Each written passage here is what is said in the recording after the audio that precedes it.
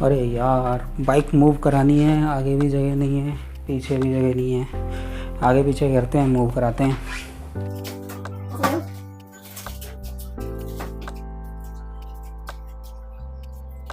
ये थी आम जिंदगी, अब दिखाता हूँ आपको मिंटॉस जिंदगी।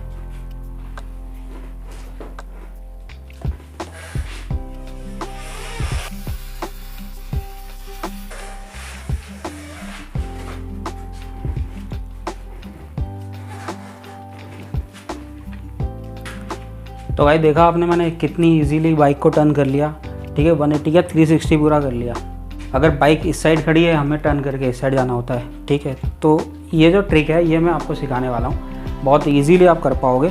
तो इस ट्रिक को सीखने से पहले आपको कुछ चीज़ों का ध्यान रखना है। सबसे पहली चीज़, आपकी बाइक का जो स्टैंड है वो प्रॉपर लोहे का होना चाहिए। आजकल फाइबर या प्लास्टिक के स्टैंड आने लग गए हैं गाड़ियों में। ठीक है, बाइक या स्कूटर कुछ भी हो सकता है, किसी पे भी आप कर सकते हो, लेकिन आपको पहली चीज़ जो ध्यान रखने वाली है वो स्टैंड होना चाहिए लोहे का। ठीक है, पहली चीज़। दूसरी चीज़, स्टैंड के नीचे जो सरफेस है वो बिल्कुल स्ट्रांग होना चाहिए। ठीक है, मैंने रबड़ का पैड रखा हुआ है, उसके नीचे आपको अगर स्ट्रांग नहीं है तो रबड़ का पैड या कोई पत्थर, रोड पे तो रबड़ मिलेगा नहीं आपको, कोई पत्थर हो जिससे जब भी आप बाइक का वेट उसके स्टैंड के ऊपर लाते हैं तो वहाँ पर गड्ढा ना हो जाए। ठीक है, रोड का भी ध्यान रखना है। तीसरी चीज़ क्या है, हमेशा सर्कल पीछे की तरफ मारना है, आगे की तरफ नहीं मारना। रीज़न क्या है, स्टैंड हमारा लगभग ऐसे होता है ज़्यादातर। ठीक है, बाइक ऐसे होती है, स्टैंड ऐसे होता है। अगर हम आगे मूव कराएंगे तो स्टैंड ऐसे हो सकता है, लेकिन अगर हम पीछे मूव कराएंगे तो स्टैंड ऐसे ही फंसा रहेगा।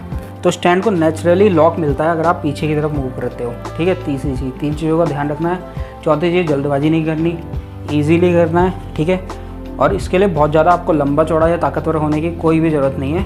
अगर आप सारे स्टेप ईजीली फॉलो करोगे तो बहुत आसानी से ये हो जाएगा। ठीक है, तो अब आ जाते हैं पहले स्टेप पे।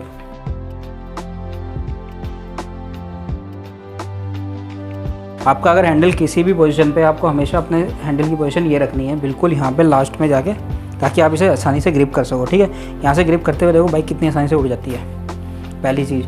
दूसरी चीज़, आपको ज़रूरत पड़ेगी यहाँ पे किसी ग्रैब रेल की। KTM वगैरह या कोई और बाइक है जिसमें आपके पास यहाँ पे ग्रैब रेल मिलती है तो बहुत बेटर है, नहीं मिलती तो आपको यहाँ कहीं से एडजस्ट करना पड़ेगा। ठीक है, 2 चीज़ हो गई।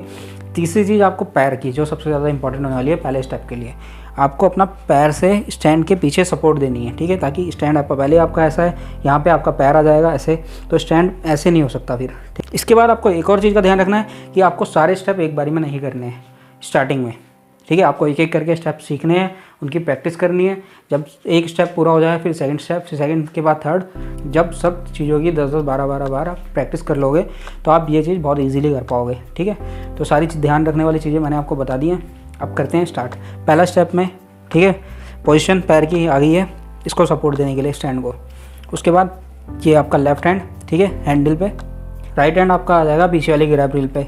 जो मेरा राइट लेग है ना वो देखो पीछे है थोड़ा, अगर आप वहाँ से देख पा रहे हो तो मेरा राइट लेग, जैसे हम चलते हुए 1 फुट आगे रखते हैं 1 पीछे रखते हैं, इस पोजीशन में है, ताकि मैं वेट को काउंटर कर सकूँ।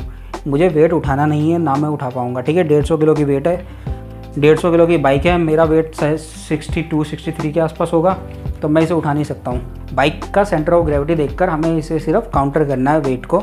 ठीक है, इतना करना है, सारा वेट आपका स्टैंड पे होना चाहिए।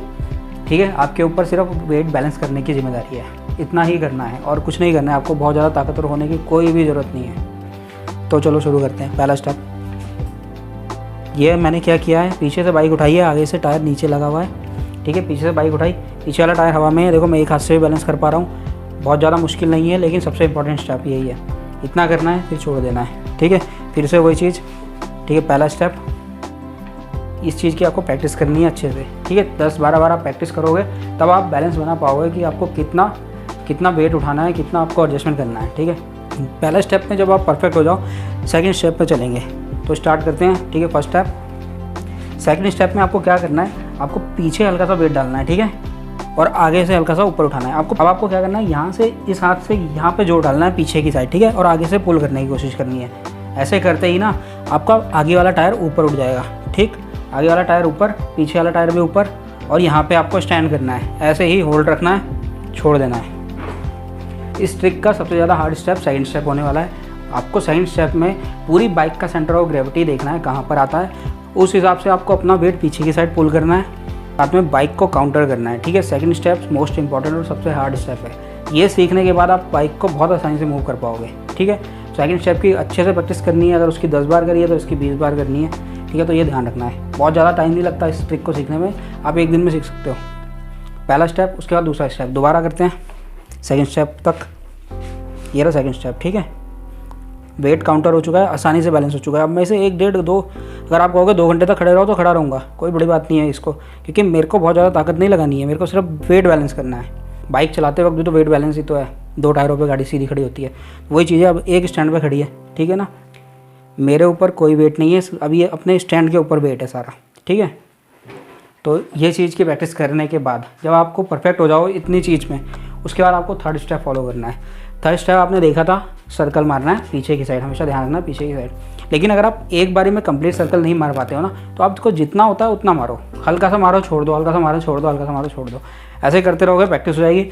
एक टाइम आएगा इसका आप इसकी फिरकी बना दोगे घुमा घुमा के, ठीक है।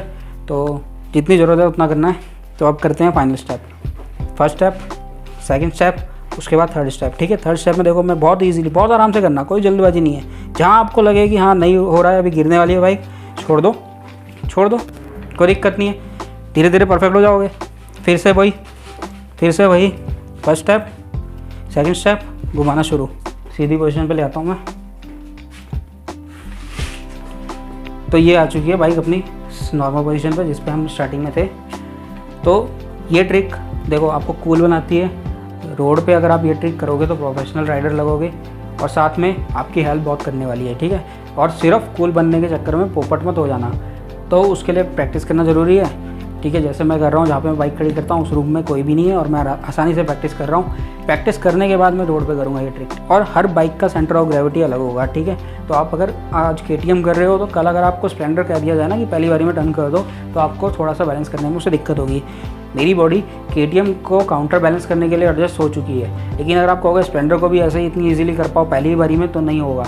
और भारी बाइक के लिए भी कहोगे तो वो भी नहीं होगा।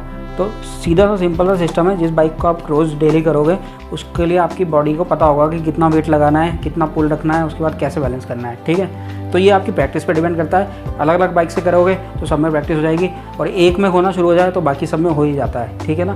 फर्स्ट टाइम थोड़ी सी प्रॉब्लम होगी, उसके बाद वेट काउंटर पता चल जाएगा आपको कितना वेट डालना है।